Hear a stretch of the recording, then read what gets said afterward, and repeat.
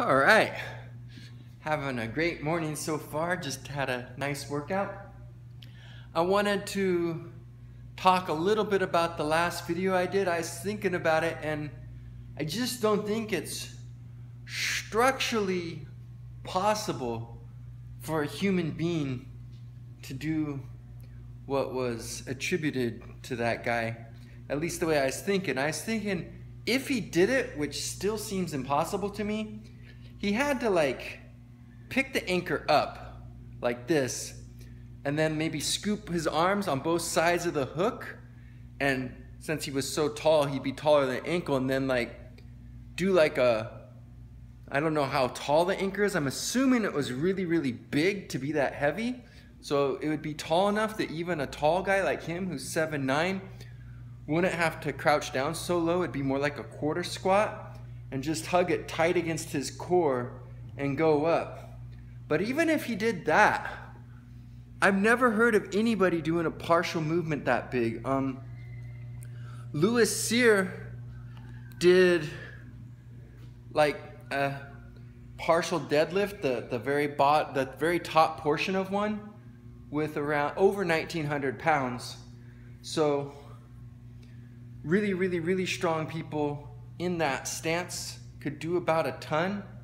But that was, you know, I don't know how he was gripping onto the bar. I'm sure what he did is he had super strong hands. He held the 535 with one finger. I think he probably had like a reverse grip clamped on real hard and then had it pressed against his thighs super hard to help support some of the weight and take it off his hands.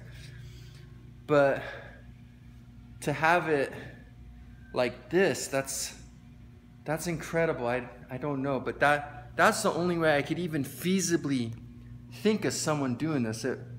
It might just be the case that everything got blown up and exaggerated over time, and that the stuff that Louis Cyr and Paulin and Hackenschmidt and Gromer and Saxon, all these guys did was better recorded and better confirmed. Like, that's why you always see their names in history, like even like Eugene Sandow and stuff. All these people, Donnie Denny, all their things are recorded. Like the Denny stones that he carried across the bridge are actually still there. Like, and Steve Jack, when he did his book, went and visited, and there they are right there. So they've been weighed, they're still there. It's right there physically in front of you what this guy did. Like, the stories are there and there's the stones to substantiate it. Whereas this stuff almost sounds like